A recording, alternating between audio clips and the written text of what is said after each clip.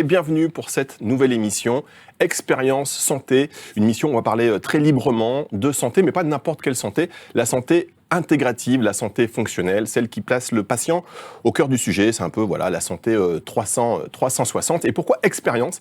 Eh bien tout simplement parce que réunir les invités de cette émission autour d'une même table, c'est déjà toute une expérience et donc on ne vous garantit pas du tout les contenus, on ne vous garantit pas du tout la maîtrise aussi des discours et des interventions. Ce sera peut-être totalement n'importe quoi, on verra dans un instant. Ce qui est sûr, c'est qu'il y aura des prises de position franches et on terminera cette émission avec un super jeu qui va vous permettre de gagner quelque chose d'incroyable. On en reparlera à la fin. Restez là, c'est le Nutri-Dico, le jeu. Et ceux qui auront la ref, déjà, ils pourront participer. Voilà. Je dis des choses pour que vous puissiez rester là jusqu'à la fin, en sachant qu'il n'y a rien à gagner. Mais juste participer, c'est déjà pas mal. Christian Vélo, bonjour Christian. Bonjour. Généticien moléculaire. Donc là, si déjà vous êtes perdu, on expliquera un petit peu ce que ça veut dire concrètement. C'est quoi généticien moléculaire ? Eh ben, c'est, comme son nom l'indique, faire de la génétique à l'échelle moléculaire. C'est-à-dire, en fait, tous les processus moléculaires qui tournent autour de la génétique, de la transmission des gènes, du maintien de leur intégrité, de l'expression de nos gènes en réponse à des signaux environnementaux, ce qui relève de ce qu'on appelle d'ailleurs l'épigénétique. Voilà, c'est tout ça, la génétique moléculaire. Voilà, donc c'est toute une expérience et vous avez certainement vu Christian sur d'autres plateaux à d'autres époques, mais on ne va rien révéler pour l'instant. Marion Kaplan, bonjour Marion. Bonjour Fabrice. Marion Kaplan, naturopathe. Fonctionnel. J'ai fait exprès. On prépare à chaque fois l'émission. Surtout, tu dis pas naturopathe. Naturopathe. Oui, parce que j'aime pas ce mot-là, parce qu'il Pourquoi ? y a de tout là-dedans. Il y a des bons, mais des pas bons.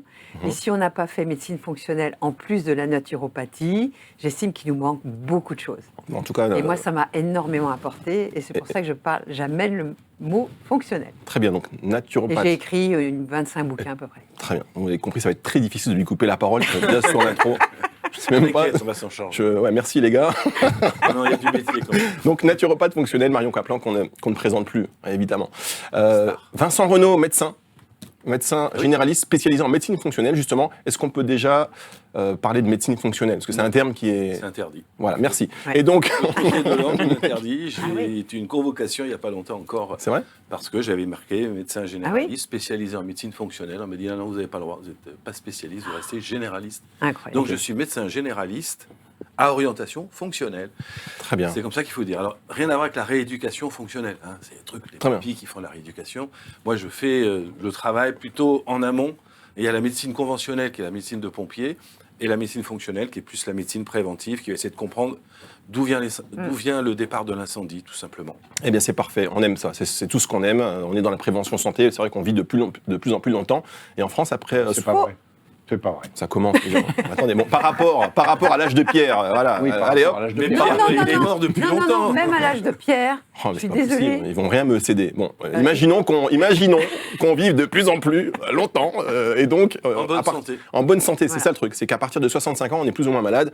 Donc voilà, l'idée c'est de vivre plus longtemps en bonne santé. Ça a été vrai pendant ces dernières décennies. Personne ne peut le nier que l'espérance de vie a augmenté. Mais aujourd'hui, quand on regarde autour de soi le nombre de gens de 70, 80, 90 ans qui enterrent leurs propres enfants, et je ne parle pas d'une mort accidentelle parce qu'il n'y a pas d'âge pour mourir d'accident, mais d'une mort dite naturelle. Quand l'espérance de vie continue d'augmenter, ce sont les enfants qui enterrent les parents, pas le contraire. Donc aujourd'hui, ceux qui profitent des vieux dans les maisons de retraite, etc., qu'ils en profitent vite, parce que la poule aux œufs d'or va bientôt s'arrêter. Quand vous me regardez, je me sens menacé en vrai. Oui, Je me sens menacé, j'ai un peu peur. Tu veux dire que, en fait, ma mère qui a 94 ans, qui est en maison de retraite, va aller m'enterrer. Peut-être. C'est possible. Est-ce que Pas qu'elle y arrive. Excusez-moi, Plus sa tête du tout. on peut présenter peut-être Jocelyn éventuellement. Oui. Alors Oui, c'est pas terminons. parce que je termine les présentations, ils l'ont complètement zappé. Genre le mec n'est pas là. Partie du... Ouais, c'est pour bien C'est t'intégrer. le patron ici. Alors, Jocelyn Lemoine, qui lui n'est pas professionnel de santé, il est humoriste, prof de stand-up. Et c'est pour donner aussi une dimension un peu peut-être plus recul, avec un peu plus de recul et Accessible aussi, voilà, ouais. plus accessible aussi pour tous ceux qui nous font l'amitié et l'honneur de regarder cette émission. Donc, il serait un peu le trublion et peut-être poser des questions qu'en réalité tout le monde se pose. Et quand moi je vais pas oser poser une question, parce que je considère qu'ils vont, par exemple, on vit plus longtemps. Tu vois, genre, est-ce que tu peux dire peux la prendre, qu'on vit plus longtemps? Parce que là, à chaque fois, ils vont me rentrer dedans, lui me menace. Cet homme est menaçant. Je l'avais jamais découvert. Oui. Hein, il a un côté, oui, alors vous allez enterrer vos enfants. Ok. T'es flippé. Non, là. c'est pas des menaces, c'est un constat. Oui. C'est Non, mais ça il continue à qui est- me menacer, le mec. Je suis d'accord avec Il continue à me Non, c'est un menacer. constat, Mais oui. c'est factuel. Alors, C'est factuel. Donc Jocelyn est le sniper de la. Ouais, plus ou moins, il est sniper. Je vais pas y mettre trop de pression parce que je suis pas sûr de la qualité du snipe. C'est pour ça que j'ose pas dire. Depuis le début, j'ai pas osé le présenter comme un sniper parce qu'aussi bien il est complètement bidon. Et j'ose pas trop. J'ai pas voulu dire sniper. Là, pour l'instant, ça vient de là-bas, les balles. Voilà, les balles viennent de là-bas. Et alors. Bon, on aurait aimé avoir encore plus d'intervenants autour de cette table, mais on va faire des changements. C'est un peu voilà, il y aura des petits remplacements selon les sujets. L'idée, c'est de vous présenter de traiter 3 sujets par émission, et qui sont tout simplement aujourd'hui les analyses biologiques. Voilà, on va parler des analyses biologiques, savoir ce que vous en pensez, savoir si l'intelligence artificielle va aussi remplacer bientôt les médecins pour la lecture de ces analyses. On va parler de la sexualité d'aujourd'hui et de demain. Est-ce que la société est vouée dans les prochaines années à être asexuée ?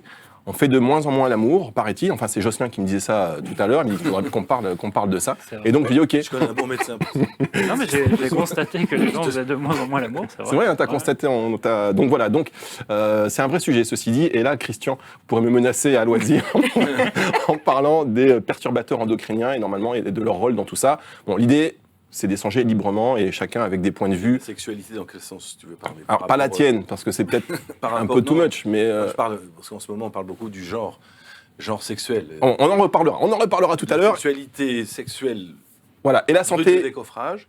Non, on va pas parler cul, voilà, grosso modo. On va parler de sexualité. Non, mais lui, voilà. Reste concentré, Vincent. Et la santé prédictive. Voilà, puisqu'on est de plus en plus dans cette santé prédictive. Est-ce qu'on peut anticiper les maladies? Qu'est-ce que ça change pour nous? Qu'est-ce que ça va changer?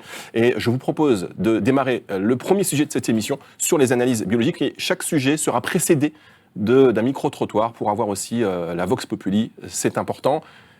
Allons-y.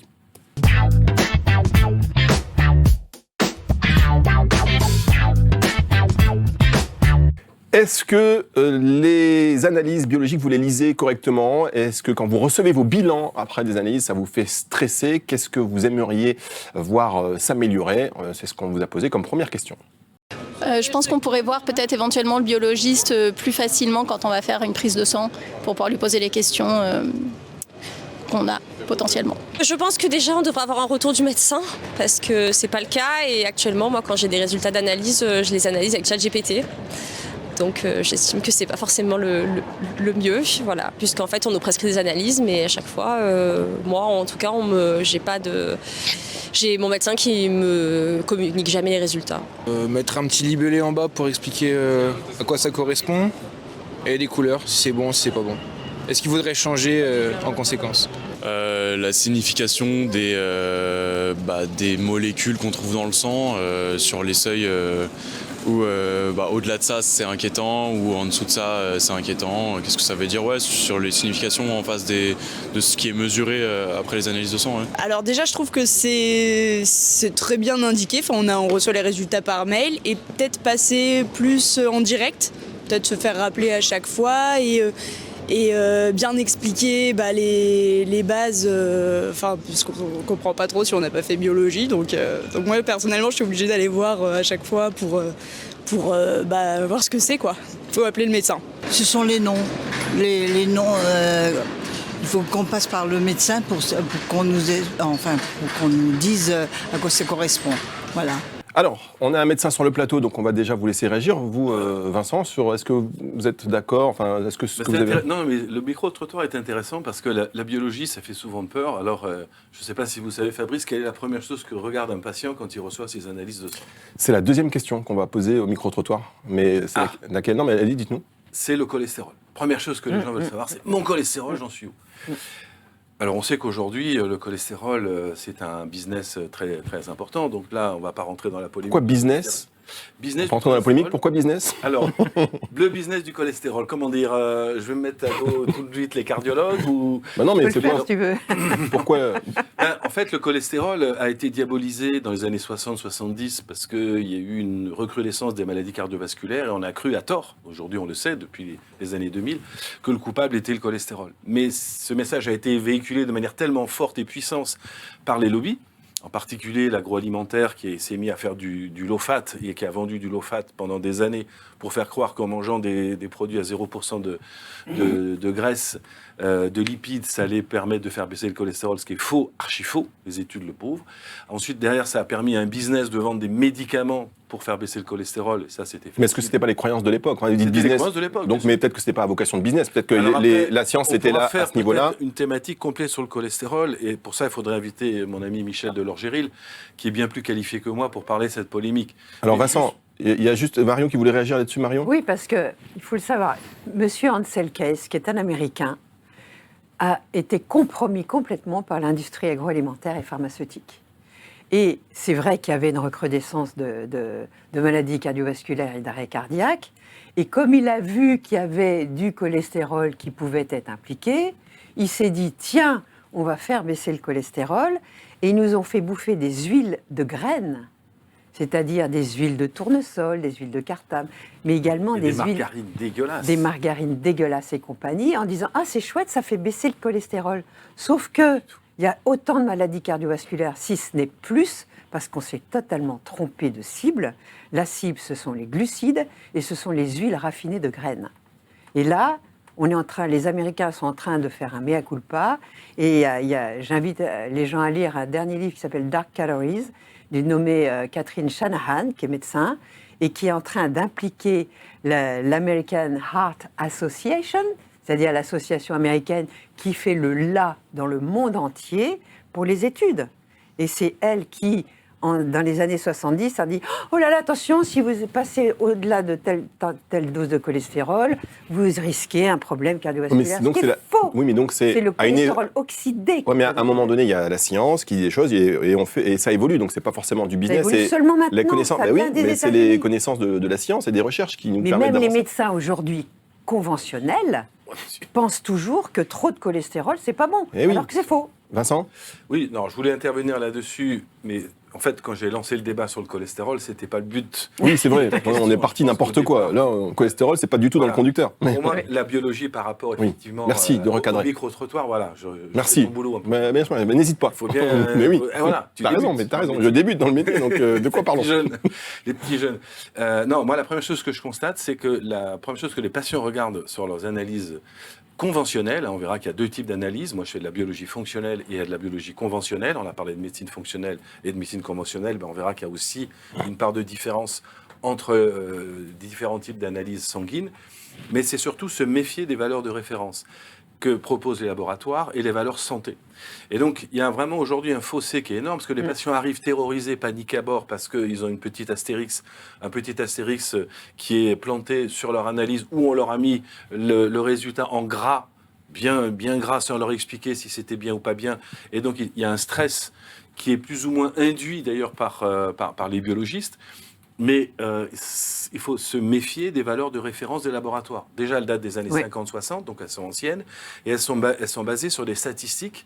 On fait une moyenne de 1000 personnes, par exemple. On va leur doser une hormone qu'on connaît tous, qui est la TSH, qui est l'hormone qui régule la thyroïde. On va prendre l'exemple de la vitamine D. Les valeurs de référence des laboratoires, c'est entre 30 et 60 nanogrammes par millilitre. Or, on sait aujourd'hui que la valeur santé optimale, c'est entre 60 et 80.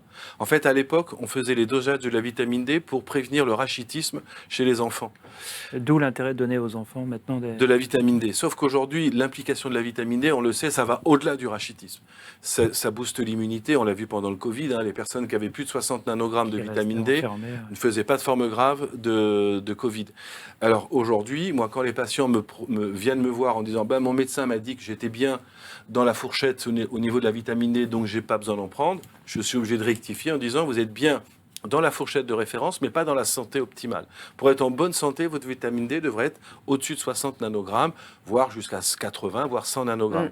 Donc il faut bien faire la part des choses. La valeur santé, c'est pour nous ce qu'on recherche, puisque moi j'applique un principe d'Hippocrate, mieux vaut prévenir que guérir, et se dire que je fais de la médecine de la santé, je ne fais pas la médecine de la maladie. Alors Vincent, vous dites que les patients, la première chose qu'ils regardent, c'est le cholestérol. C'est la deuxième question du micro-trottoir, et on va voir si Vincent Renaud a déjà dit n'importe quoi, ou si les gens sont d'accord avec lui.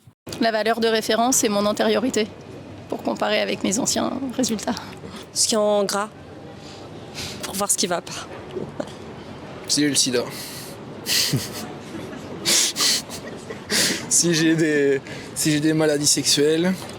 Et après le reste, je regarde, mais je suis moins inquiet. Honnêtement, rien. Je fais les analyses quand on me le demande et c'est analysé par quelqu'un de professionnel derrière. Donc je regarde sans vraiment chercher quelque chose en particulier. Ouais. Qu'est-ce que je regarde en premier? Ah si, c'est surligné en gras. Voilà. Je regarde d'abord combien j'ai des globules rouges. Oui, de globules rouges. Et puis voilà, je regarde tout ça. Puis aussi la glycémie, je regarde ce qui me fait peur un petit peu. Non, j'étais encore dans la réponse du jeune homme qui dit, moi je regarde si j'ai le sida. Tu sens qu'il a une tête de gros niqueur quand même. Ouais. Ça va pas ou quoi?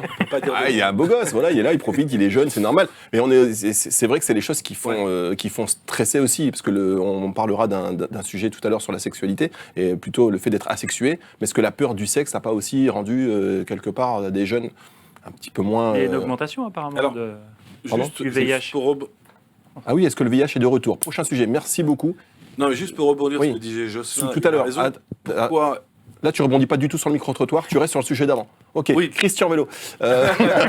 Christian Vélo, qu'est-ce qu'on en pense de tout ça? Ça y est. Alors, faut pas que je vais pas être agressif. Oui. Je vais être calme.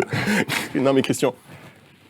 Oui, quand le problème des analyses, c'est bon, chacun regarde effectivement par rapport aux soucis, aux antécédents qu'il a, parce qu'on est beaucoup centré sur les antécédents. C'est-à-dire qu'est-ce qu'a eu notre papa, qu'est-ce qu'a eu... C'est très bien, hein, je ne dis pas qu'il ne faut pas en tenir compte, mais il y a autre chose qui est très importante, et qui est très important, pardon, et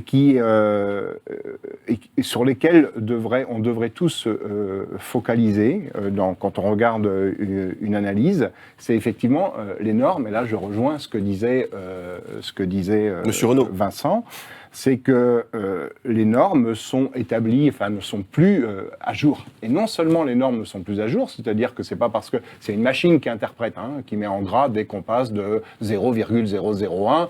Je veux dire, il n'y a pas de fourchette d'incertitude, il n'y a rien du tout. On donne une valeur absolue et puis on dit voilà, ça dépasse, c'est en gras. Bon, et du coup, ça fait stresser les gens parce qu'effectivement, il n'y a pas souvent le médecin qui est là derrière pour dire tout va bien, pas de problème, vous inquiétez pas. Donc, quand on regarde uniquement un résultat comme ça, évidemment, c'est assez inquiétant. Et puis, il y a des choses qui sont très peu informatives dans l'analyse de sang parce qu'on ne regarde pas les bons paramètres. Par exemple, il y a beaucoup de gens qui s'intéressent au problème du fer et pour doser, pour voir où on en est au niveau du fer, on dose la ferritine. C'est une erreur.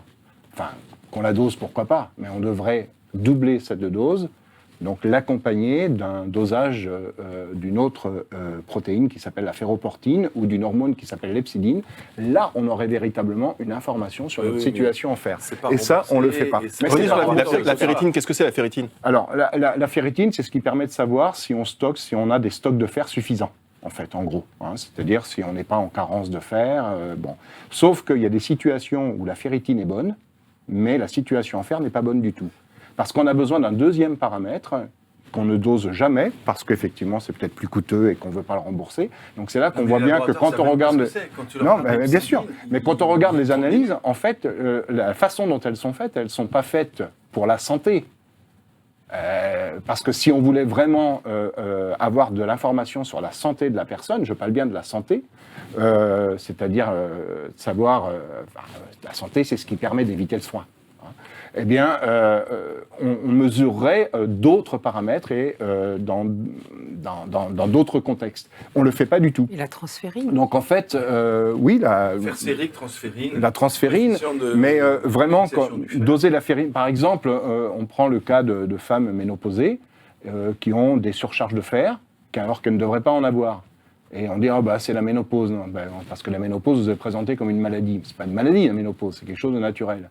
D'accord ? Donc, en fait, c'est parce qu'on est exposé à des perturbateurs endocriniens qui jouent le rôle des oestrogènes. Les oestrogènes, c'est elles qui contrôlent l'entrée du fer dans notre sang. Et on a des perturbateurs endocriniens qui se font passer pour des oestrogènes et qui vont provoquer des surcharges de fer chez des femmes qui ne devraient plus en avoir, parce que justement, elles sont ménopausées. Et ça, pour le savoir, il faut doser une hormone qui s'appelle l'hepsidine. On ne le dose pas. et on ne dose que la ferritine. Donc en fait, non seulement les données de référence, comme le disait Vincent, datent d'un autre temps et ne sont plus du tout adaptées à la situation actuelle, aux connaissances nouvelles qui sont venues enrichir les données, etc. On ne les a pas modifiées. Qu'est-ce qu'on attend, j'ai envie de dire et en plus, on ne regarde pas, dans un certain nombre de cas, les véritables bons paramètres. Alors pourquoi déjà on n'évolue pas ces critères? Alors la raison, c'était une des questions de Jocelyn tout à l'heure. Il est têtu, hein. C'est bien joué. Oui, non, mais par rapport effectivement à ce que tu dis, tu as raison, c'est que moi je différencie la biologie conventionnelle et la biologie fonctionnelle. Il y a la biologie qui est la médecine pour faire de la médecine de pompier, la médecine d'urgence, donc on use la ferritine, le fer sérique, la transférine. On va essayer de vérifier s'il y a un problème hémorragique, un saignement chronique, etc. pour les femmes en particulier avant la ménopause. Quelque part, quand on fait cette biologie conventionnelle, c'est juste pour détecter une maladie d'urgence, médecine de pompier.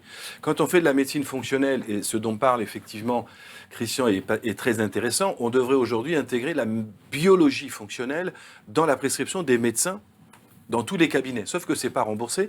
C'est fait dans des laboratoires très spécialisés. Les Psidines, ils savent pas ce que c'est. La ferroportine, j'ai déjà demandé. Si vous pouvez éviter de passer la main hors champ, s'il vous plaît.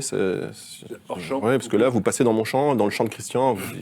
Et quand on demande effectivement à notre laboratoire de quartier, qui est un laboratoire de biologie conventionnelle, lui qui fait que de la médecine d'urgence, il ne sait pas du tout ce que c'est que la prévention et la médecine de la santé, et tu as raison d'insister, parce qu'on n'a pas été formés comme ça. Nous, médecins, on a été formés que pour de la médecine d'urgence. Donc on va doser la ferritine, point barre. Par contre, savoir pourquoi la ferritine est haute et pourquoi la ferritine est basse, ça c'est le boulot des naturopathes, par exemple, ou des médecins de médecine fonctionnelle. Naturopathes fonctionnels. Fonctionnels, pardon. C'est-à-dire qu'à partir du moment où nous, notre approche, c'est d'essayer de comprendre pourquoi la ferritine est basse ou pourquoi la ferritine est haute, comme disait très justement Christian, là, on va s'intéresser à une biologie totalement différente, mais qui n'est pas accessible à tous. Et nous, ce qu'on demande en médecine fonctionnelle, c'est qu'il y ait une meilleure prise en charge et une meilleure information qui soit faite dans les cabinets médicaux et qu'on réévalue le niveau de connaissance des laboratoires. Et là, dans les valeurs de référence, les niveaux de connaissance sont... Mais c'est archaïque. Quand on demande de doser la T4, la T3 et la TSH, on nous regarde en disant non, on ne rembourse plus, on vous donne que la TSH. Et après, on leur dit, mais comment je peux savoir d'où vient mon hypothyroïdie ou d'où vient mon hyperthyroïdie si on me dose qu'un élément du puzzle, et si j'ai pas toutes les pièces du puzzle, comment je peux résoudre l'énigme? C'est impossible. Alors, il faut qu'on avance un tout petit peu. Je vais demander à Jocelyn, est-ce que toi tu regardes quoi, par exemple, dans tes analyses, parce que ce qui va rejoindre un peu le propos, c'est que moi, je regarde essentiellement les caractères gras, si je suis dans la limite ou pas. Est-ce que ça te fait stresser? Moi, j'avais entendu à mon époque, dire que quand il y avait quelque chose de grave, on n'envoyait pas déjà les résultats par la poste, on nous appelait pour dire oui. Et on appelait le médecin. Mais aujourd'hui, ça se fait plus. Sauf si vraiment tu as des taux très élevés. Et que ça peut inquiéter éventuellement le biologiste qui fait bien son boulot. Mais sinon, il n'y a pas de suivi. Hein. Non, il n'y a pas de suivi. Quand tu parlais des valeurs de référence, pourquoi les valeurs de référence n'ont pas évolué depuis les années 50 ou 60? Parce qu'il faudrait réactualiser un peu le logiciel. Aujourd'hui, la réponse en urgence, c'est de savoir où est mon cholestérol, où est ma glycémie, où en est mon taux de globules blancs ou de globules rouges. Donc en fait, on va sur des schémas assez stéréotypés d'une médecine d'urgence et de pompiers. À partir du moment où moi j'ai commencé à m'intéresser à la médecine fonctionnelle, j'ai pas le droit de le dire, mais médecine générale à orientation fonctionnelle ou intégrative, comme on dit pour rester dans les normes, j'ai commencé à m'intéresser à autre chose que la biologie de référence. Mais un médecin qui voit 40 patients par jour, il n'a pas le temps de s'intéresser à cette biologie fonctionnelle. Alors Lui, il va tout de suite voir les petits carrés rouges, les petits astérix, et oh là là, ça va bien, je vous donne une statine parce que votre cholestérol est trop haut. Prenez pas ça trop personnellement, s'il vous plaît. Vous êtes trop investi personnellement sur ce sujet, mais c'était intéressant d'avoir votre avis. Non, mais c'est vrai. Hein. Mais rien que sur des sujets comme ça. De santé optimale, expérience santé, c'est bien le titre de l'émission. C'est ça. C'est de se dire comment faire pour rester en bonne santé. Moi, c'est pour ça que j'ai fait médecine. C'est pour ça que vous vous battez toujours. C'est pour ça que vous voulez sauver des vies, comme l'a dit Christian. C'est pour ça que vous êtes parti. Christian, il sauve des vies et il pète des gueules. Il y a la double casquette. C'est pas du tout le. La troisième question, sa spécialité. On va juste revenir, Marion, avec vous, parce que je voudrais que vous réagissiez sur la troisième question qu'on a posée, c'est-à-dire est-ce que vous pensez que l'intelligence artificielle va remplacer bientôt les médecins pour donner une meilleure lecture de ces résultats aux gens? On écoute le micro-trottoir. Non, pas du tout. Je pense que surtout dans la médecine, l'IA ne peut pas remplacer l'humain. Et vraiment pas quand en plus il y a besoin d'un contact humain, quand il faut annoncer des mauvaises nouvelles par exemple ou quoi, donc non, pas du tout. Ben oui, pour moi oui, parce que malheureusement c'est la solution la plus rapide, parce que sinon il faut reprendre rendez-vous avec son médecin et on se retrouve encore avec des délais. Enfin moi en l'occurrence mon médecin il est jamais libre rapidement. Donc en fait le problème c'est que des fois une fois qu'on a les résultats et qu'on reprend rendez-vous avec le médecin, on n'a même plus vraiment besoin puisque tout est rentré dans l'ordre tout seul. Donc voilà. Oui. Oui, 100%. J'ai vu une étude récemment qui expliquait la véracité des analyses, d'une part faites par l'IA, ensuite la médecine avec l'IA et un médecin tout seul. L'IA, ça donnait des meilleurs résultats, même meilleurs que ceux de médecin plus IA. Donc c'est encourageant et en même temps inquiétant. Oui, clairement, je pense absolument que c'est le cas. C'est juste une histoire de chiffres, de seuil, comme je vous ai dit, à mon sens. Mais peut-être que je me trompe, hein. Mais à mon sens, c'est juste une histoire de seuil qu'on dépasse ou en dessous duquel on se trouve. Et ouais, donc l'IA pourrait totalement remplacer les analyses. J'avoue que je suis passée déjà par ChatGPT pour regarder, mais non, quand même, vaut mieux passer par un médecin. Je pense que c'est mieux. Ouais. Pas pour moi. Alors, déjà, ces personnes, et on les remercie de nous avoir accordé un peu de temps pour répondre à ce micro-trottoir, parce que c'est plus facile, c'est plus très facile finalement aujourd'hui que les gens s'arrêtent dans la rue pour répondre spontanément. C'est vrai qu'on ne les connaît pas, donc ils vont venir régulièrement. Et puis, pardonnez-moi, cher Vincent, parce que le commentaire de Vincent, il a quand même pu choisir un jour où il fait beau. Pardonnez-nous. Mais le mec est insupportable, quand même. Tout ça parce il a reconnu la ville de Nice et il se dit, quand même, vous n'êtes pas ambassadeur de la ville de Nice. Et parfois, il fait ce temps-là à Nice. Marion, est-ce que vous pensez que l'IA peut remplacer l'intelligence, les médecins sur la lecture des analyses? Pour une médecine de pompier, pourquoi pas? Mais c'est que du pompier. Parce qu'on est quand même des êtres complexes. On a des parents, on a un environnement psycho-affectif, on a des modes alimentaires qui peuvent être transgénérationnels dans certains pays et dans d'autres.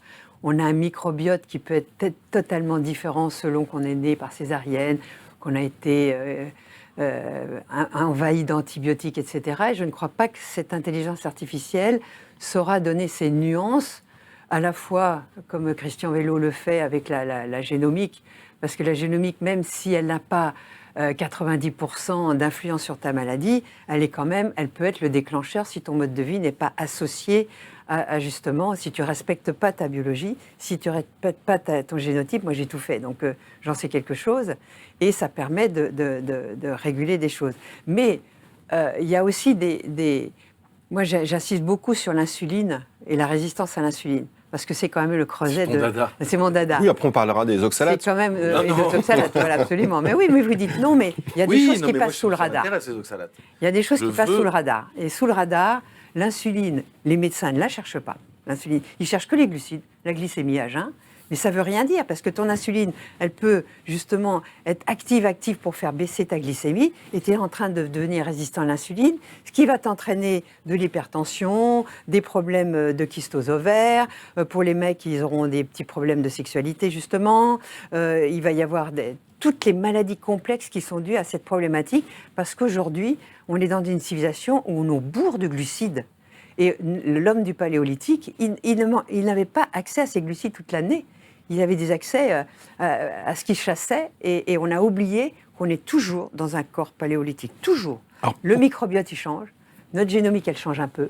Mais notre foie, notre cœur, nos reins, notre pancréas, ils sont les mêmes que l'homme du paléolithique. Alors, juste parce on est vraiment très en retard, Vincent, une question dernière, restez sur cette question-là, s'il vous plaît. Pourquoi aujourd'hui juste sur cette question, il faut qu'on avance vraiment, on en reparlera de toute façon. Pourquoi aujourd'hui, par exemple, vous donnez des analyses à faire et les labos, ils ne font pas les analyses demandées? Moi, ça m'est arrivé déjà de ne pas avoir l'analyse qui avait été demandée par le médecin. Pourquoi? Alors, les médecins biologistes sont médecins par définition, donc ils ont le droit de décider un peu ce qu'ils veulent. Donc ils ont une autorité qui leur permet de pouvoir soit rajouter éventuellement un marqueur supplémentaire sur la biologie parce qu'ils ont vu une petite anomalie, etc., et que le généraliste n'a pas forcément pensé à rajouter cette analyse. Mais c'est très rare. Moi, je l'ai vu une fois en 30 ans d'exercice, qu'on ait rajouté tel ou tel dosage, et j'ai trouvé ça super, que le biologiste prenne cette initiative. L'inverse est plutôt vrai. Parce qu'il y a beaucoup d'analyses qui sont passées, qui sont déremboursées, par exemple la vitamine D, et les biologistes disent, vu que c'est pas remboursé, on la dose pas. Et là, je pète un câble. J'appelle le téléphone, je dis, attendez, moi... Vous appelez le téléphone et le téléphone vous répond? J'appelle le téléphone. J'appelle le biologiste. Je prends le téléphone. Allô, téléphone, je suis pas content. Et je lui dis, je veux la vitamine D, mais oui, mais ça sert à rien, c'est pas remboursé. Parce que dans l'esprit des gens, c'est pas remboursé, donc ça sert à rien. Or, c'est vital. Si j'ai pas un dosage de vitamine D, je sais pas combien de gouttes je vais donner par jour à mon patient. On n'est plus à la médecine du 19e siècle, c'est fini. Maintenant, on a des analyses qui nous permettent d'être performants. On sait que les valeurs en plus de la vitamine D ont augmenté. Il faut être au-dessus de 60. Moi, j'ai besoin de savoir. J'ai un patient, je lui donne 10 gouttes, il plafonne à 40 nanogrammes, j'arrive pas à le faire monter, c'est qu'il a un problème d'absorption de la vitamine D. Donc, je vais redoser plusieurs fois la vitamine D. Sauf que comme c'est pas remboursé, les biologistes décident de dire en bottom. Quand même, c'est vraiment un vrai sujet. On va devoir zapper sur le deuxième sujet. Non, sur l'IA, non, Vincent, on n'a plus le temps. Moi, on est très en retard. Répondre au micro-trottoir. Non, on n'a plus le temps. On n'a plus le temps. Non, juste pour dire un mot, l'IA ne remplacera pas le diagnostic. Vous êtes sûr? Ah, je suis certain. Ah ben bien sûr. Très bien. Une pensée pour les pompiers qui en prennent plein la gueule. Ça peut marcher sur les pompiers, la médecine des pompiers. Non, mais nous, par exemple, nous, on est patients. Moi, ça m'est déjà arrivé de mettre mes résultats dans l'IA parce qu'on attend, parce qu'on n'a pas les résultats du médecin généraliste. On fait des analyses, on reçoit les résultats, le médecin généraliste pour l'avoir, il n'est pas joignable en 3 semaines, donc à un moment donné... Fabrice, on n'a pas le temps. On n'a pas le temps, stop, on n'a pas le temps. C'est une médecine d'urgence. On n'a pas le temps, les pompiers, allez. On balance. Dans un instant, tout de suite, on passe au deuxième sujet, c'est-à-dire, se dirige-t-on vers une société asexuée? Vincent Renaud, vous allez vous calmer un petit peu. Jocelyn, c'est pareil, on fera rentrer à vos places des gens qui sont déjà beaucoup plus intéressants physiquement, on va pas se le cacher. Qui sont... sexe, je ne sais pas, mais... Véronique Liès et Cécile Lorenzi. D'abord, on va écouter ce micro-trottoir en sachant que la question c'est selon vous, est-ce que les hommes sont moins virils qu'avant? Oui. Ouais. Enfin, ça dépend ce qu'on dit viril, mais oui, on va dire dans la représentation collective, oui, peut-être. Non. Je pense qu'ils sont virils différemment, mais non. Je pense pas. Oui. 100%. Non, absolument pas. Je pense qu'on a une féminisation de la société parce que, vous savez, il y a ce fameux dicton africain qui dit qu'un monde difficile rend des hommes forts, un monde facile rend des hommes faibles. Et on est peut-être au moment où on a un monde plutôt facile et on se fragilise, on perd un peu nos valeurs, notre virilité, notre image de l'homme. Je pense que la manière de s'habiller a évolué, mais que ça n'enlève rien à la masculinité des hommes.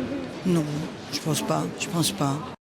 Un monde difficile rend les hommes forts et un monde facile rend les hommes faibles. Ça, on retiendra cette phrase. Avant de vous voir réagir sur ce sujet, on va quand même présenter nos deux invités, nos remplaçants. Enfin, remplaçants. Il n'y a plus de remplacement aujourd'hui. Il n'y a plus de remplacement. Donc, Véronique Liès, bonjour. Diététicienne, nutritionniste, spécialisée dans le microbiote. On aura l'occasion de reparler d'ailleurs, je pense, le microbiote, c'est central aujourd'hui. Et puis, Cécile Lorenzi, qui est conseil consultante bien-être, notamment. Elle a plein d'autres casquettes. Elle aime beaucoup l'astrologie. Donc, vous avez ce point commun, Marion, avec Cécile. Oui. Donc, on aura l'occasion. Merci. Bonjour, Cécile. Bonjour, Fabrice. Donc, merci d'être là. Déjà, Cécile, tiens, est-ce que vous pensez que les hommes sont moins virils qu'avant ? Malgré eux, oui, je pense. C'est-à-dire ? Malgré eux, c'est-à-dire que je pense qu'il y a eu une petite attaque contre la virilité dans notre société depuis une vingtaine d'années. Très bien. Alors là, on va maintenant se tourner vers Christian Vélo. Christian Vélo, vous qui aimez parler des perturbateurs endocriniens notamment, j'imagine que vous avez une opinion tranchée sur le sujet. Tranché, non. Sur la virilité, je suis incapable de dire si les hommes sont moins virils qu'avant. Vous, déjà, beaucoup moins. Mais, oui, peut-être, j'en sais rien. Mais par contre, sur la fertilité, clairement. Et je pense que souvent, on confond virilité et fertilité. Clairement. Et sur la fertilité, il y a des données très très claires. Des données scientifiques qui montrent... je ne sais pas si on peut dire épidémiologique, mais en tout cas, c'est pas une épidémie, mais quoique, selon la cause et ce qu'on regarde. Mais effectivement, il y a clairement une diminution de la fertilité. Et on sait très bien pourquoi. Effectivement, on est exposé à des tas de perturbateurs endocriniens et on connaît la responsabilité de ces perturbateurs endocriniens dans la perte de la fertilité, masculine en tout cas, mais également féminine. Et donc, j'ai l'impression, en écoutant le micro-trottoir, qu'il y a une petite confusion entre fertilité et virilité. Voilà, donc la virilité, c'est une chose, la fertilité, c'en est une autre. On peut être viril et infertile, et les causes d'infertilité, on les connaît, elles sont certainement multiples, c'est certainement multicausal, mais en tout cas, les perturbateurs endocriniens ont une énorme part de responsabilité dans cette perte de fertilité. Et on les retrouve partout. Alors, on va demander juste à Vincent Renaud et Jocelyn Lemoine qui sont en tribune d'arrêter de crier, de parler comme s'ils étaient au bar d'à côté, parce qu'on a une émission quand même qu'on essaie de faire. Et Véronique, vous, qu'est-ce que vous en pensez? Vous me disiez aussi énormément. Je disais quoi? J'ai oublié, excusez-moi. Les hommes sont moins virils qu'avant. Qu'est-ce que vous en pensez, vous? Mais si on parle virilité, c'est vrai que c'est une question qu'on peut se poser, mais je rejoins complètement Christian que la fertilité, elle en a pris un bon coup. Et la virilité, je trouve tellement difficile de faire une généralité. Est-ce que si un homme prend plus soin de lui, des petits soins, etc., est-ce que du coup il est moins viril? Ah oui, donc qu'est-ce que la virilité déjà? Voilà, mais moi je trouve que c'est quoi être viril? Très subjectif. C'est hyper subjectif, chacun va vraiment se faire son opinion. Moi perso, un homme qui se met de la crème de jour, je le trouve pas moins viril. Et puis un homme qui se met de la crème de nuit, tout ça, qu'est-ce que c'est viril? La nuit, aussi c'est très différent. Non, qu'est-ce que c'est viril? Non, mais voilà, donc moi je trouve que c'est vrai qu'avant, c'était les crèmes, c'est pour les femmes, machin, et ça c'est des choses qui changent. Et moi, dans ma perception, ça ne modifie pas la virilité d'un homme. C'est vrai que, voilà. Qu'est-ce que la virilité? Si la virilité, c'est de foutre des beignes à sa femme, je suis pas sûr qu'elle ait vraiment diminué la virilité. Quoi. Donc, j'espère que si, quand même. Voilà.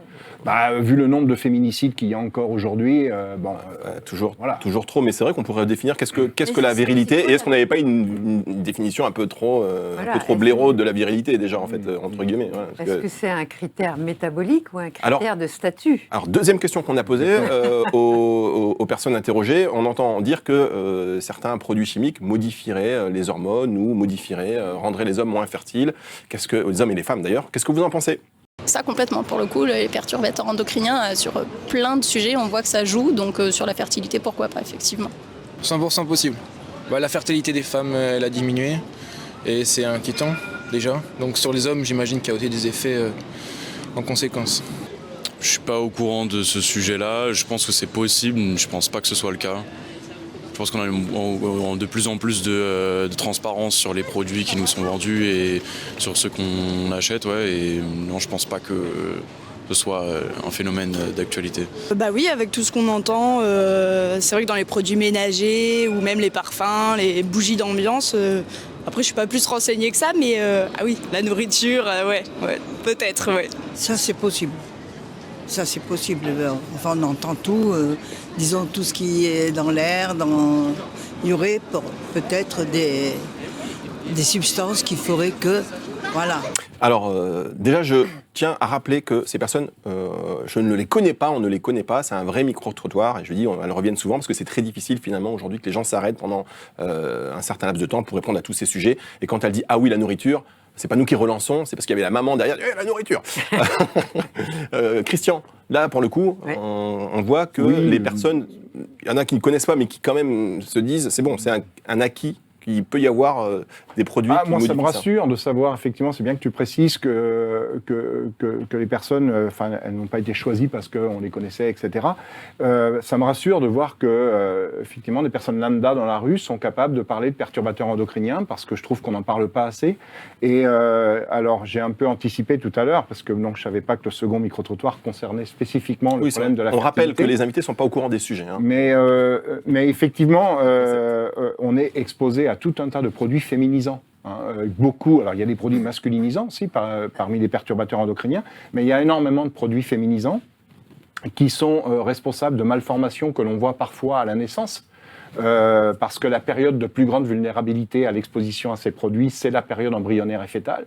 Donc on voit effectivement souvent des effets à la naissance avec des micropénis, avec de la cryptorchidie, c'est la testicule qui ne descendent pas dans les bourses, avec de l'hypotrophie testiculaire, etc. etc.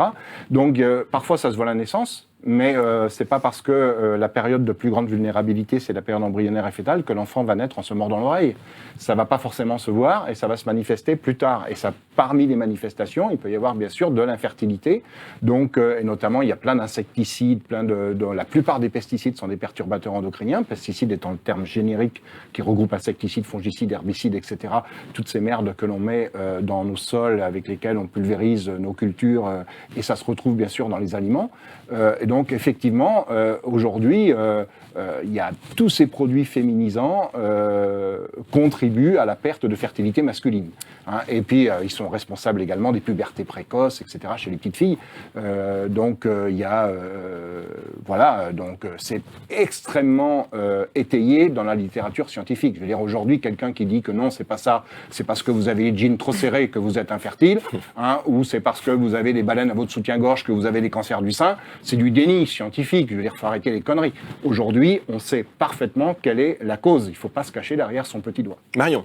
Le professeur Ben Bikman, un Américain qui a écrit un livre qui s'appelle « Résistance à l'insuline », démontre que bien qu'énormément de perturbateurs dits endocriniens, c'est-à-dire perturbateurs de tes hormones, prennent la place de tes hormones et entraînent une résistance à l'insuline.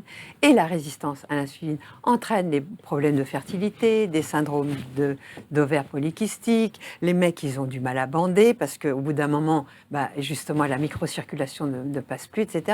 Donc, il ne faut pas oublier que et l'alimentation et ces perturbateurs sont un cocktail Molotov pour nous rendre complètement infertiles. Et que la planète, elle va peut-être se débarrasser des hommes, c'est peut-être pas plus mal. Est-ce que c'est pas... Non mais...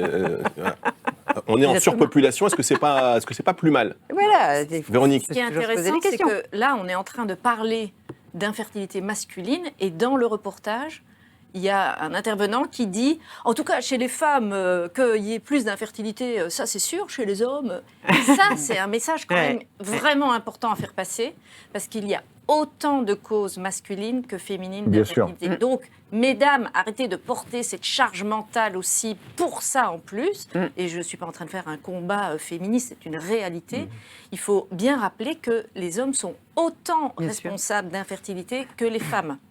Et donc, en effet, en tout cas dans les chiffres, c'est match. C'est à peu près 50-50. C'est un partout. Mais c'est vrai que c'est une responsabilité et une culpabilité que les femmes ont quand même beaucoup portée et qu'il est temps de corriger. Et on sait que les jeans serrés, c'est pas top pour les testicules, mais qu'il y a plein d'autres choses qui importent, et notamment tous ces herbicides qui font quoi ? Et tout le monde a raison, ça modifie le microbiote et ça rend insulino-résistant par l'intermédiaire de l'impact sur le microbiote notamment. Donc on a vraiment une toxicité directe et une toxicité indirecte par cet acteur qu'est le microbiote. Alors, Cécile, moi je veux vous entendre dessus parce que j'ai entendu tout à l'heure, sur la prise de position, il y a eu une attaque contre la masculinité. Voilà, c'est dans ce sens-là où Une attaque, c'est-à-dire Cécile, elle a des prises de position qui sont très intéressantes. Non, mais c'est par rapport à la nutrition, par rapport à la pollution, par rapport à tout ça, où c'est clairement, quand je dis une attaque, c'est que c'est quand même un petit peu voulu. C'est-à-dire qu'une société avec moins d'hommes forts est quand même beaucoup plus manipulable qu'une société où les hommes sont un peu... Et le mouvement féministe qui a eu lieu là, ces 40 dernières années, selon moi, a fait énormément de mal aux hommes. Ah, alors là... Et aux femmes. C'est-à-dire que non seulement ça ne nous a pas aidés, moi, ma génération, je vois ça, je me dis, mais comment on a pu avoir ce scam ? En fait, pour moi, c'est une arnaque. Mais c'est pas nécessaire quand même, ce mouvement féministe, parce que si on regarde la condition de la femme à travers... Oui, mais on est passé d'une femme, dans certains cas, oppressée, j'entends qu'il y a eu des abus, etc. Et vraiment, nos grands-mères, les pauvres, c'était pas facile pour elles, c'est pas ce que je dis. Mais on est passé de femmes oppressées à femmes libérées, mais qui sont pas libres du tout, en fait. On n'est pas du tout libre, on doit travailler dur, comme les hommes. C'est pas la liberté, selon moi. Et du coup, dans ce truc-là où l'homme trouve plus sa place finalement, parce que du coup, même financièrement, dans sa place dans le foyer, etc., il sait plus où il est, et en fait, plus personne trouve sa place. Et c'est lié au changement. Je pense qu'un changement nécessite un extrême. Peut-être qu'on est en train de tirer un peu trop d'un côté, en effet, mais c'est indispensable. Il y a trop de problèmes, justement, de violences faites aux femmes, d'inégalités. Et pour rectifier ça, malheureusement, ça passe par le changement. Et le changement, c'est les excès. C'est les excès. Mais est-ce qu'on est obligé? Pourquoi c'est indispensable? Pourquoi c'est forcément excessif? Mais parce que si on ne vous tape pas sur les doigts sur un truc, vous n'allez pas arrêter. Non, mais on peut taper sur les doigts sans aller dans l'autre extrême. Je pense que toute transformation passe par une tempête. Oui, ça c'est vrai. Mais je ne vois pas en quoi la recherche de l'égalité entre l'homme et la femme entraînerait une perte de virilité. Enfin, je ne vois pas le lien. Parce que il y a quand même un instinct de protection chez vous, masculin, qui doit être quand même là, si tout va bien. C'est-à-dire que l'homme est censé quand même nous protéger, puisque dire que, par exemple, on est égal, mais pour moi, c'est comme dire que le feu et l'eau, c'est pareil. Mais un enfant, par exemple, a besoin autant de la protection de son père que de sa mère. Un enfant, oui, mais il aura beaucoup plus besoin du contact de la peau contre peau de sa maman, par exemple. Oui, mais en quoi cela enlève de la virilité? Enfin, en quoi le fait qu'on rééquilibre les choses entre hommes et femmes serait un moyen d'expliquer la perte de virilité ou de fertilité? Certainement pas. De virilité, si toutefois il y a une perte de virilité. Alors, encore une fois, c'est très subjectif. Ouais, là on est sur un autre sujet, là, Christian. Là on est sur le... Mais moi, je trouve qu'on a trop voulu dire, les femmes, nous, on veut tout faire comme les hommes. Maintenant, on n'a plus besoin de vous. C'est un peu ça quand même qu'il y a eu. Et je trouve que c'est dommage, parce que pas du tout. On monte les hommes contre les femmes quelque part. On a monté, en fait, on monte tout le monde les uns contre les autres, les hommes, les femmes. Les hommes sont beaucoup plus mal à l'aise. On va pas se nier. Ils osent même plus nous regarder dans la rue. C'est vrai parce que voilà. On regarde plus. Vous par exemple de la même manière dans le métro. Et vous, Christian, qui abordiez les femmes comme ça à tire-larigot aujourd'hui. Mais oui, en sifflant. Christian, dites-le. Non mais tiens d'ailleurs, petite question pour terminer sur ce sujet-là et enchaîner parce qu'on est très en retard. Bon, il n'y a plus d'heure, hein, mais voilà. Vous, Marion, sur la séduction, est-ce que vous remarquez, par exemple, que dans la manière dont on va traiter les femmes, c'est différent? Est-ce que ça vous plaît? Est-ce que vous préférez Moi, je préférais avant. Au moins, on se faisait draguer, c'était sympa. Maintenant, quelqu'un, il te drague ou il te siffle, mais tu cries au viol. Il y a un truc qui ne va pas. Oui, mais bon. Véronique. Mais il y a un truc qui ne va pas. Véronique, vous, dès qu'on vous fait un compliment, vous partez à l'autre bout de la pièce, limite, vous êtes là, mais qu'est-ce que vous faites? Il y en a un qui te met la main sur la cuisse, ça y est. Oui, mais ça quand même, heureusement, on met sur la cuisse. Dès qu'il y a quelqu'un qui touche le sein, on ne peut plus rien faire. Mais oui, normal. Non, mais...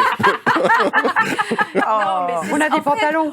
On vit dans un monde noir-blanc, complètement dichotomique. Et il n'y a plus de nuances dans rien du tout, en fait. Et donc, c'est ça le problème. Évidemment que c'est charmant, un regard croisé, un truc qui se passe, un machin. Et évidemment que c'est pas du tout charmant, un gars qui vous siffle, ouais, poupée, ça va. Non, ça, c'est pas charmant du tout. Voilà. On en est là encore, donc, ok. Non, mais bon. Et encore, si c'est poupée, ça va. C'est poupée, ouais, et encore, j'essaie, voilà. Donc, c'est une question de curseur. Une question de sensibilité, une question de curseur. Après, moi, je suis pour l'égalité des droits. Entre hommes et femmes. Oui. Mais on n'est pas égaux, donc je rejoins complètement Cécile. On ne produit pas les mêmes hormones, on n'a pas les mêmes sensibilités, on n'a pas les mêmes caractères. Donc c'est tout le monde, encore une fois, a raison. C'est juste que se dire qu'il y a des pays encore où les femmes, elles ne peuvent pas conduire, où elles ne peuvent pas voter, ça ne va pas. Donc, non, mais voilà.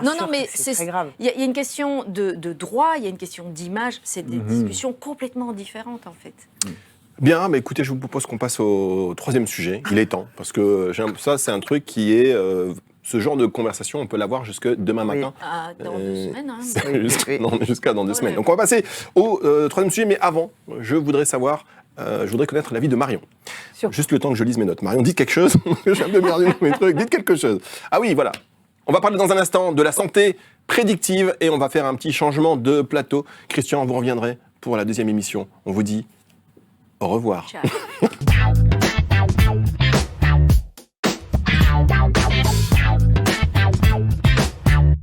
La santé prédictive, qu'est-ce que ça changerait si on savait à l'avance les maladies que nous allions déclencher? Retour sur le plateau de Vincent Renaud. Vincent Renaud qui n'a pas du tout écouté ce qui s'est dit avant. Vous voyez, c'est le mec, il s'en fout. Autant les autres, Véronique et Cécile, non, mais autant... avec Véronique, des charmantes autant Véronique et Cécile, elles ont entendu... Vincent Renaud, un peu de discipline. Autant Véronique et Cécile, elles ont écouté tout à l'heure, mais autant lui, il s'est barré avec Jocelyn, ils ont parlé, il s'en fout, et après il revient. Et après il dit qu'est-ce qu'on mange. Véronique, c'est un plateau de stars, mesdames, messieurs, ils ont des exigences, ils veulent manger, ils veulent aller aux toilettes. Ils veulent aller aux toilettes, ils veulent comment... Non mais c'est incroyable quand même, autant d'exigences. Bon allez, la santé prédictive, qu'est-ce que ça changerait pour vous, de savoir si vous avez les maladies que vous allez déclencher. C'est parti, c'est ce qu'on vous a demandé. Je pense que j'anticiperai mieux ce que je mange. Je ferai plus attention, mais en même temps, ça mettrait une forme de paranoïa, donc je préférerais pas. Je pense que je préférerais pas savoir. Ouais. Je crois que c'est déjà le cas avec les analyses ADN maintenant. On peut anticiper et voir les secteurs à risque et pouvoir se comporter de façon à prévenir l'ensemble de ces risques. Donc je suis 100% en faveur et je pense que c'est une bonne chose. De se faire soigner de suite et puis de prendre de suite les directives pour justement les prévenir et puis peut-être ne pas les avoir. Si on me dit que je dois faire attention au sucre, que j'ai des prédispositions, je ferai attention à manger moins de sucre. Je changerai a priori mes habitudes de consommation, mes habitudes de mes loisirs, mes sports. Peut-être, j'essaierai de les prévenir avant qu'ils arrivent. Ça changerait tout mon style de vie, je pense. Mes habitudes alimentaires, mes habitudes sportives, mes habitudes comportementales, sommeil, tout. Je pense que ça changerait tout si je pouvais savoir comment j'allais vieillir. Voilà, apparemment, on a tous très envie de savoir pour anticiper. Alors sur la question, franchement, on est obligé de passer la parole à Marion Kaplan parce que la santé prédictive, vous baignez dedans, vous avez des capteurs, racontez-nous votre expérience. C'est vrai. Parce que, écoute, ça a coûté des milliards d'euros pour décoder l'ADN, pour craquer le code. Ensuite, ça coûtait 10 000 € encore il y a 20 ans. Aujourd'hui, pour quelques centaines d'euros, tu peux avoir accès à tout ton génotype. C'est-à-dire comment justement tes interactions avec les graisses, avec les sucres, avec la méthylation et plein de trucs. Moi, j'ai fait tout ça. Et je me suis aperçue que intuitivement, j'allais vers le mode de vie qui pouvait me permettre de rester en bonne santé. Mais il y avait des choses, par exemple, j'ai un génotype à la peau dégueulasse. Je ne me serais jamais exposée au soleil comme je l'ai fait avant. Je ne l'aurais pas fait si j'avais su que justement mes barrières étaient toxiques, délétères, parce que tu as des forces et des faiblesses. Mais ce n'est pas parce que tu as un génotype faible que tu vas aller vers la maladie. Pour moi, la génétique, c'est l'arme, et ton mode de vie, c'est est-ce que tu vas appuyer sur la gâchette ou pas.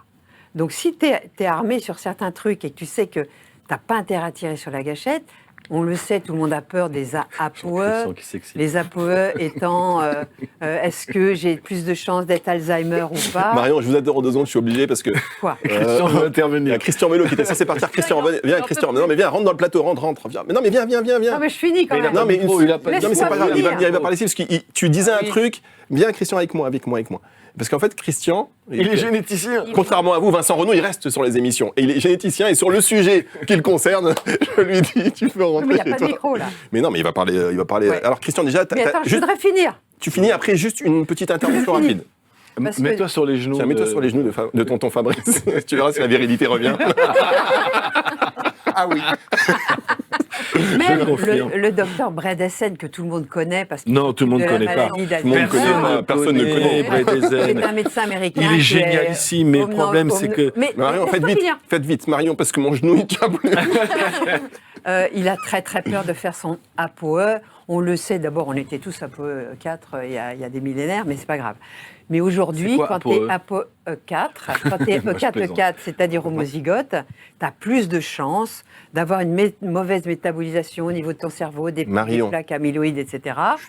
Je vous interromps un peu parce que c'est vrai qu'il faut revenir sur la définition de la peau. Juste avant que Christian reparte, sur la première intervention, vous disiez, par rapport à ce que Marion disait sur le génotype, je vous voyais faire des génotypes et analyses, parce que si tu fais des analyses Christian, vas-y, prends la parole. C'est intéressant. Parle-lui dans le débat. Ça, c'est pas très télévision professionnelle, mais on y va quand même. Non, je voulais juste réagir par rapport au génotype, par rapport au génome, parce que le génome, c'est une chose. Mais quand on regarde ce qu'on appelle la séquence d'ADN, c'est-à-dire le codage génétique que l'on a pour un gène particulier, on peut très bien, c'est très peu informatif. C'est-à-dire qu'en fait, par exemple, je prends un exemple précis, le cancer du sein. Quand un oncologue fait ce qu'on appelle la génétique du cancer du sein, il va aller voir les gènes de prédisposition au cancer du sein, BRCA1, BRCA2. Et il va voir que les gènes sont mutés, il va dire il y a une prédisposition familiale, par exemple, et dire, bon, voilà, si vous avez des sœurs, des filles, il faut surveiller de près. Très bien. Sauf que ce n'est pas parce que le gène de prédisposition au cancer du sein, BRCA1, BRCA2, n'est pas muté, qu'il n'y a pas de mutation, que ce gène fonctionne. Parce que la séquence du gène, c'est une chose, sa fonctionnalité, c'est autre chose. Pour faire simple, si le gène était une ampoule, quand le gène est muté, l'ampoule est grillée. C'est clair, il n'y a pas de lumière. Mais l'ampoule peut ne pas être grillée, mais il peut y avoir un faux contact qui fait que l'ampoule s'éteint lorsqu'elle devrait être allumée ou qu'elle s'allume lorsqu'elle devrait être éteinte. Et ce faux contact, quand on regarde la séquence d'ADN, on ne le voit pas. Pour le voir, il faut regarder ce qu'on appelle l'état de méthylation du gène qui fait que le gène s'allume ou s'éteint. Et là, ça change tout. Pourquoi ? Parce que dans le premier cas, si c'est une mutation, on va dire, bah, écoutez, c'est la faute à pas de chance, vous avez qu'à vous en prendre à vos parents, changer d'enfiler les mauvais gènes. Alors que si c'est un problème de méthylation, la cause est environnementale. Et dans la plupart des cancers, c'est environnemental. Donc je sais qu'on est d'accord. On est d'accord, Christian. Je voulais juste préciser sur le fond qu'il ne faut pas croire que c'est la génétique qui conditionne tout. Non, mais c'est ce que j'ai dit, c'est l'arme et c'est pas du tout d'accord. Mais si, avec ton mode de vie, avec ton alimentation, ton exercice physique, ton décodage biologique sur tes stress psychosomatiques, etc. Moi, j'ai fait tout ce travail-là parce que j'avais des gènes de merde et ça m'a permis de faire de la prévention et de ne pas tirer la gâchette. Oui, parce que tu es intéressé par ça. Quand on dit des gènes de merde, c'est souvent des gènes, on pense à des mutations, etc. Le même et souvent qui nous ont été transmises par les parents. Ouais. Mais bien souvent, c'est une question d'environnement. C'est pour un même ADN, pour un même gène dans le même état, chez une personne, il va fonctionner. Il y a des gènes pompiers du cancer, par exemple, qu'on appelle des gènes suppresseurs de tumeurs. Si ces gènes sont éteints, on n'a plus de pompiers et on développe des cancers. Je connais bien les pompiers, moi. J'aime bien les pompiers. Et donc, ça, c'est l'environnement. Ça, c'est l'environnement qui joue un rôle important. Mais sur la génétique, par exemple, on va voir une mutation dans un gène en disant vous avez un risque de développer une maladie à l'âge de 50 ans, 60 ans. La probabilité qu'on meure renversé par une bagnole avant n'est pas nulle. Donc, le fait de le savoir, je ne suis pas sûr que ce soit vraiment une manière de faire de la prévention. Par contre, savoir qu'on a été impacté par notre environnement et que fait que des gènes ne fonctionnent plus, etc. Alors vous allez me dire, mais comment on fait pour le savoir ? Tire le câble. Coupez-lui son micro. Comment on fait pour le savoir ? C'est ce que je dis aux oncologues avec qui j'ai l'occasion d'interagir. Il ne faut pas regarder la séquence du gène BRCA1, si je reprends l'exemple de la prédisposition au cancer, il faut regarder la lumière. Bien sûr. C'est-à-dire que l'ampoule soit grillée ou que l'ampoule soit éteinte lorsqu'elle devrait fonctionner, dans le résultat elle-même, il n'y a pas de lumière. Et regarder la lumière, c'est doser les protéines. Donc on est dans l'ère tout génétique. Non, mais on est dans l'ère tout génétique. Voilà. Et donc il faut absolument faire attention à ça, parce que dans l'ère du tout génétique, on pense que tout est conditionné par notre génome. Christian a raison. Merci beaucoup, Christian. Et alors, vous savez, moi, ce que j'adore, c'est que ça fait très... c'est que 10%. Merci, Christian. Tout le reste, j'adore. Je ne suis pas d'accord avec vous. Moi, je ne suis pas d'accord avec vous. Vous savez quoi, ça... Moi, j'ai voyé l'image au plateau, ça faisait vraiment envahissement de plateau. Quelqu'un qui n'a pas le son, qui regarde, dit mais ça y est, il se passe quelque chose. On est dans, c'est bon, on est dedans. Alors, je voudrais juste intervenir parce que là, on est parti sur de la médecine prédictive et on parlait de prévention. Et donc, c'est pas pareil. Oui, mais c'est lié. Non, mais là, c'est lié. Si tu prédis, tu peux attaquer sur le génome. Mais il y a des tas de choses à faire. Bon, alors, moi, je voudrais la médecine préventive, c'est de savoir s'il y a des prédispositions, oui, avec le test génétique, mais il y a des tas d'autres choses. C'est un interrogatoire, savoir ce que mangent les gens, quel est leur environnement et quelles sont leurs émotions qui pourraient éventuellement agir. C'est des choses différentes, ça n'a rien à voir. Vous êtes hors sujet. Comment ? Non. La médecine prédictive, c'est quelque chose. Je dis ça pour... J'ai pas envie de savoir si c'est un truc, tu sais, c'est infaillible, tu vas te taper telle maladie. Non, c'est pas ce que dit la génomique. Va voir ton psy d'abord, parce que je suis sûr qu'il y a un truc derrière. Moi, j'ai envie de savoir, parce que tu dis toujours, un homme averti en vaut deux. Ça c'est vrai. T'imagines, au lieu d'être tout seul, on serait deux. Moi, je suis un peu d'accord avec Véronique, c'est un peu stressant. Moi, en faisant ma génomique, j'ai vu que je pouvais être diabétique, d'accord ? J'ai une très mauvaise métabolisation des graisses et des sucres, d'accord ? Heureusement, je suis ApoE3E3. Mais mon mode de vie... Oui, on ne sait pas ce que ça veut dire. APO, c'est très technique. Les vous chercherez vous-même, débrouillez-vous. Tout le monde sait, tout le monde a peur de le faire. Alors, le public qui regarde, ou les téléspectateurs, ça peut forcément... On sait que la maladie d'Alzheimer touche des centaines de milliers de personnes, même en France aujourd'hui. On l'appelle diabète de type 3, et qu'il y a le mode de vie, bien entendu. Et génétiquement, quand tu es ApoE4, c'est-à-dire homozygote des deux côtés, tu as plus de pourcentage de chances de décoller du plafond. Donc, tu vas prendre des précautions et à ce moment-là, tu vas gérer ton mode de vie. Tu vas avoir une alimentation de type cétogène comme moi, en faisant attention quand même pas trop de graisse, etc. Et tu vas faire de l'exercice physique, tu vas bien respirer, tu vas marcher. Mais je suis d'accord, tu vas réagir comme ça. Il y a des gens, ils vont flipper et ils vont être ils vont être anxieux, ils vont être sous antidépresseurs. Ça dépend à qui tu les fais faire. Mais... Je veux dire, c'est très personnel en fait. Donc, en tout cas, la base, c'est la liberté. Donc, tu as la liberté. Ils sont libres de le faire puisque ça coûte et c'est pas remboursé. Bon, comment, Cécile, on vous a pas entendu. Est-ce que vous aimeriez avoir à l'avance les maladies que vous alliez déclencher? J'aimerais bien savoir. Tu la déclenches si tu as un mauvais mode de vie. Et l'environnement aussi. Christian Vélo, revenez sur Christian Vélo. Moi, j'ai fait mon génome. Le mode de vie, c'est 90%. Bon, on a demandé comment vous imaginez la santé du futur. C'est la deuxième question de ce micro-trottoir sur la santé prédictive. J'imagine pas ça non plus révolutionnaire. Je pense qu'on est tous quand même vachement contraints par les sujets du cancer qu'on n'a toujours pas réussi à prévenir. On les guérit surtout a posteriori. Donc je suis pas dans un futur utopique de cyborg où on pourrait se soigner par l'innovation, la mécanique. Donc je pense que ça va évoluer, ça va dans le bon sens, mais c'est lent. On pourrait mieux contrôler, mais voilà, en même temps, comme ce que je disais, ça serait toujours, on regarderait tout, et peut-être qu'on se sentirait moins l'instinct, quoi. Je pense qu'on va avoir des capteurs quotidiens qui vont monitorer, qui vont surveiller l'ensemble de notre santé, que ce soit le taux de sucre, battement cardiaque, etc. Pareil pour le sommeil, que ça va pouvoir nous rendre meilleurs. On tend vers une forme d'exosquelette, mais sans squelette. Je trouve que c'est une surveillance trop, mais qui n'est pas dans le bon sens. Parce qu'on en fait n'importe quoi, en fait. On ne l'utilise pas à bon escient. Alors les montres connectées, je pense que ça peut être bien pour alerter sur certains signes, mais l'intelligence artificielle, pour moi, ne remplacera jamais un vrai médecin, toujours pas. Donc du coup, ça peut être une aide, bien évidemment, mais je pense que la décision finale d'un traitement ou d'un soin à faire, c'est le cerveau humain. Le cerveau humain. Je ne sais pas, je répète la dernière phrase que j'ai entendue, j'en ai complètement parti ailleurs. Vincent, vous déjà dans votre exercice de médecin, est-ce que vous utilisez déjà des petits outils basés sur l'intelligence artificielle? Si, j'ai une montre connectée. Comment vous l'imaginez? Comment elle va évoluer cette santé? Je pense que c'est pas vraiment ça la médecine du futur, parce que ça c'est accessible à tous. L'IA comme... Marion n'est pas d'accord avec vous déjà. Non, mais c'est pas... Marion, vous parlez, Marion, elle fait des capteurs, saturation, oxygène. Déjà, je voudrais revenir sur terminer sur la... le premier sujet de la première émission. Sur la prévention. Je voudrais rappeler que 1 euro d'investi dans la prévention, il est fort, lui. C'est 4 euros d'économie dans la maladie.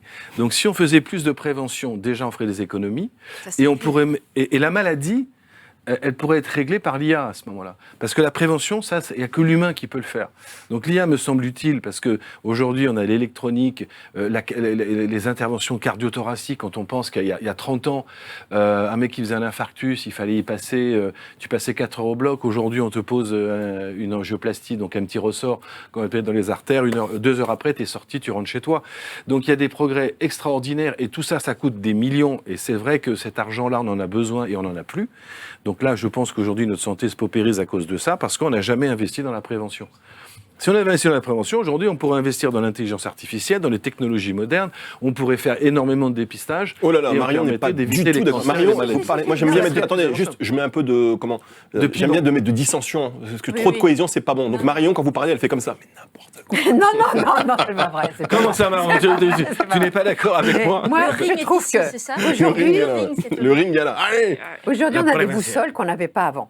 Alors, tu sais que j'ai porté des capteurs pendant 1 an. Mais là, ça y est, plus de capteurs? Là, j'en ai pas en ce moment. Oh. Et corset tonique. C'est vachement intéressant parce que tu t'aperçois que moi, j'ai été résistante à l'insuline pendant presque 1 an. Et donc là, quand j'ai commencé à fabriquer des corsets toniques, qu'est-ce que j'étais contente. Mais et c'est pas tout le temps. Donc c'est très intéressant de comprendre son métabolisme. Quand on te donne une Ferrari, mais t'as pas de compteur, tu sais pas combien tu roules. Moi, j'aime bien savoir à combien je roule, tu vois, parce qu'il y a des radars tout le long de la route. Il faut lâcher prise des fois. Des radars de glucose, de glucides, nanana. Eh ben, tu comprends ton métabolisme. Moi, qui suis une ancienne boulimique, accro au sucre.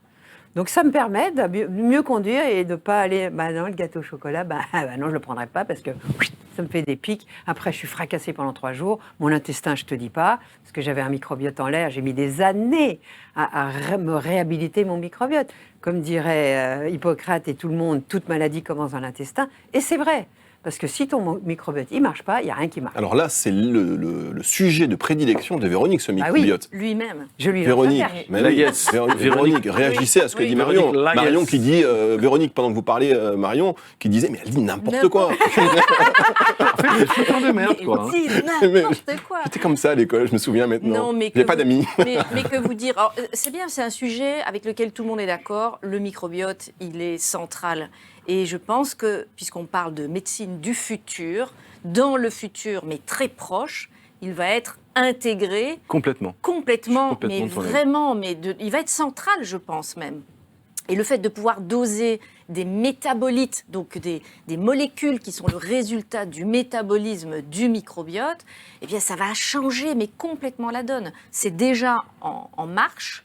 C'est un peu critiqué parce qu'il n'y a pas encore de valeurs, de normes standardisées, etc. Il y a encore des zones d'ombre. Mais il y a encore... Et puis, il faut dire ce qui est.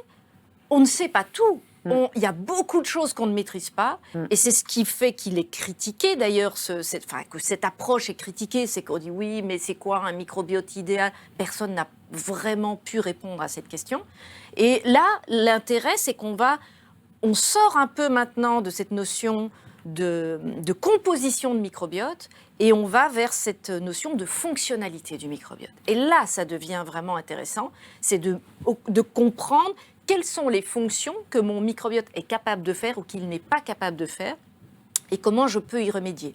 Et on peut avoir 2 microbiotes complètement différents, mais qui sont tous les 2 très fonctionnels ou pas fonctionnels. Et donc là, on est vraiment dans la médecine du futur. Alors justement, pendant que vous parliez, Cécile qui est à côté, vous disiez, mais elle dit n'importe quoi.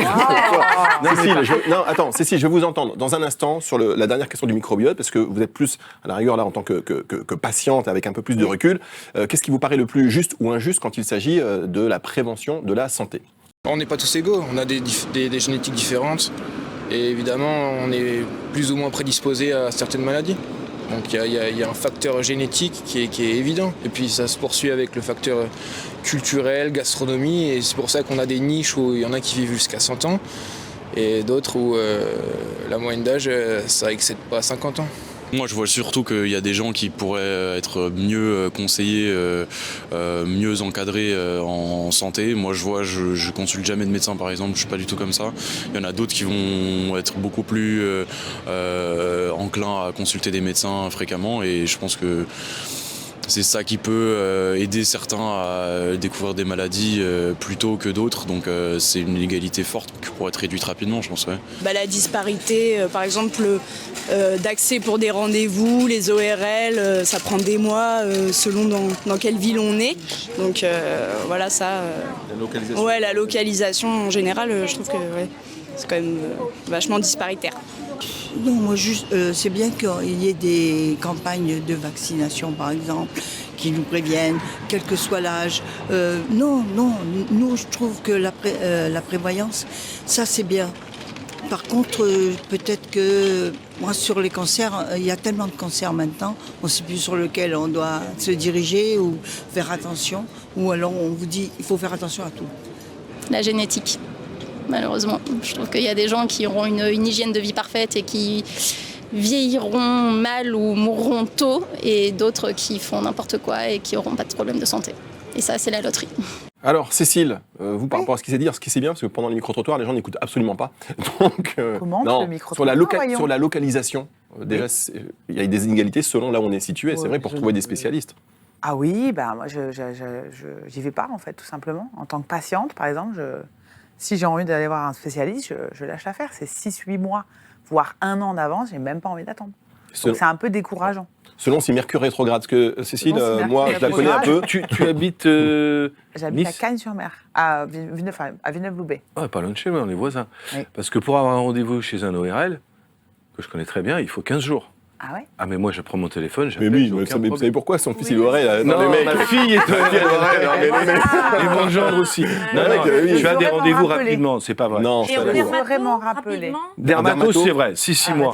Mais ORL, un ophtalmo, même je dis pas que je suis médecin, j'appelle. Et alors pour avoir rendez-vous chez Vincent Renaud, c'est combien de temps? C'est 6 mois. C'est 6 Allez, mois.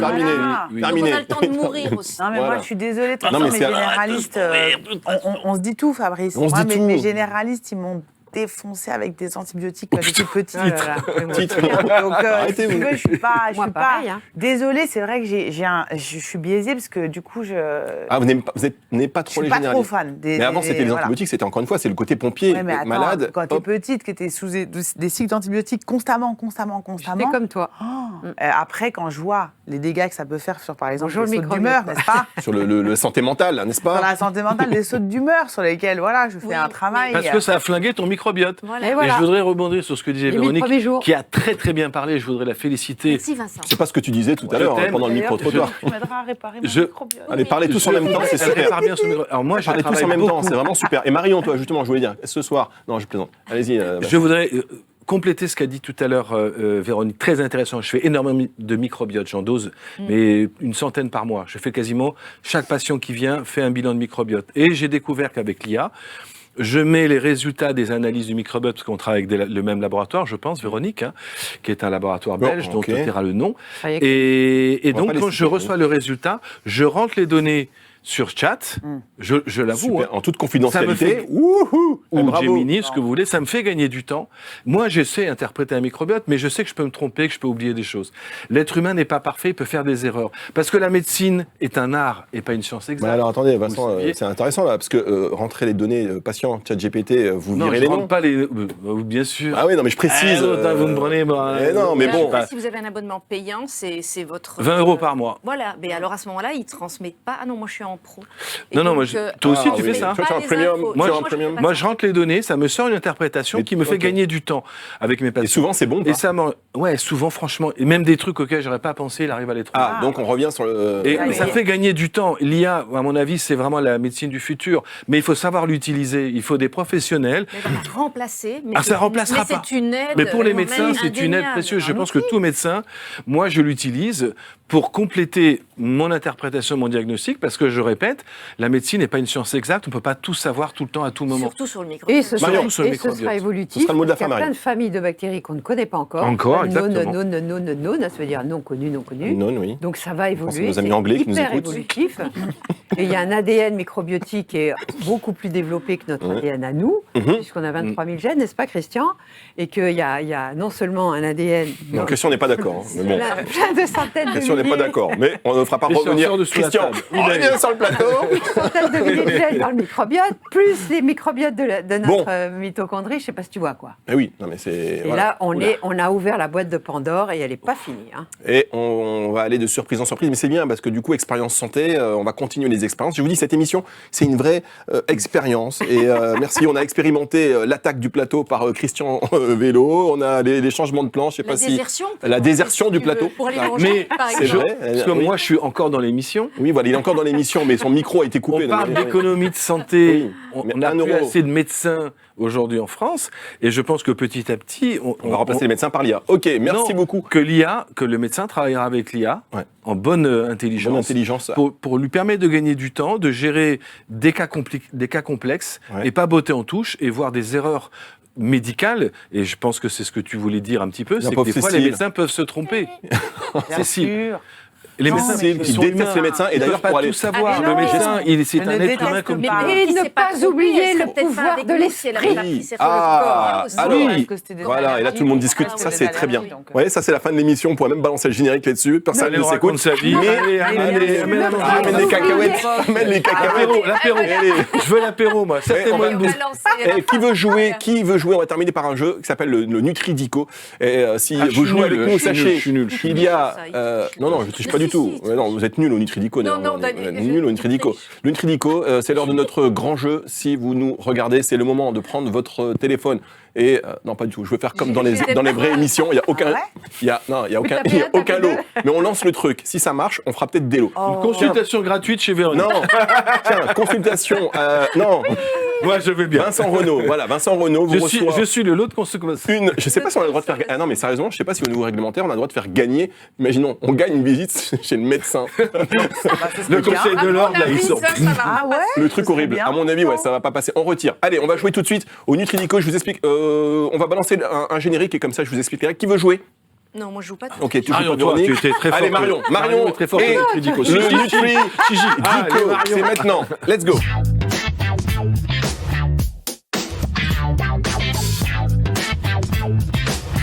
Il n'y a que des TDAH autour de la table. Je suis TDAH, je n'oublie pas, mais je ne sais même pas si moi je vais me souvenir des règles du jeu. Le Nutridico, c'est simple.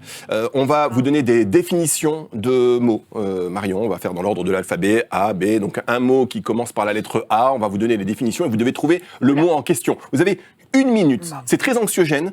Véronique a déjà joué, elle est nulle. Vincent Renaud a déjà joué, C'est quoi ce jeu? il est nul. J'ai fait 2 sur 5. Cécile a jamais joué, mais elle est nulle. Et donc, attention, c'est parti. Est-ce qu'on a tout le petit générique? Normalement, on a un petit habillage. Attention, vous êtes prêtes? Alors, on joue tous, c'est plus drôle. Vous voulez jouer? Allez, le premier qui trouve. Allez, tout le monde joue! Tout le monde joue! Le premier qui trouve. Et donc, c'est forcément un lien avec soit la nutrition, la santé, l'alimentation. On fera peut-être évoluer le concept au fur et à mesure de ces émissions. Mais pour l'instant, c'est parti pour le Nutridico. On joue tous ensemble et vous jouez chez vous aussi.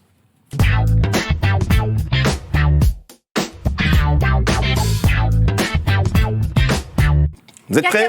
Non. Lettre A. 7 lettres, féminin, c'est un fruit, petite baie rouge originaire d'Amérique du Sud, réputé pour sa teneur naturellement élevée en vitamine C, très utilisé dans les jus et compléments. Oh, vous êtes nuls, je sais. La caille. J'étais sûr que vous étiez nuls. Oh mon Dieu. Aronia. Oh mon Dieu. Je suis anéanti. La lettre A, mais c'est la honte. 7 lettres, féminin, fruit, petite baie rouge, originaire d'Amérique du Sud, réputé pour sa teneur naturellement élevée en vitamine C, très... Non, qui? baie rouge, La nana, mais oui, bien sûr, la nana, petite baie rouge. Yo, ananas. Mais vous êtes nuls. Vous êtes... Christian. Ah non? Mais Christian, il est nul. Olivier. Et là, mais il est nul. Valentin. Il va nous sortir un mot. Mais Valentin, il est nul. Ok, allez, c'est terminé. C'était Expérience Santé. On va se retrouver donc très vite pour une autre émission. C'était la Cérola. Mais oui, mais c'est incroyable. J'avais pas demandé à Jocelyn, il a dit ananas. Bon, voilà. Allez, c'est parti. Je sais même pas ce que c'est. On s'est arrêté à la lettre A. Merci. On t'a dit qu'on était nuls de le faire. Heureusement que vous étiez à 4. Merci beaucoup, à très bientôt pour Expérience. Je regarde à la fin de l'émission, j'ai regardé la caméra tout le temps et à la fin je craque, je regarde le ciel. Non. Merci beaucoup et à très vite pour une autre émission Expérience Santé. Merci Vincent, merci Marion, merci Véronique, merci Cécile, merci Jocelyn, merci Christian pour un autre envahissement de plateau très bientôt et on va aborder d'autres sujets tout aussi intéressants.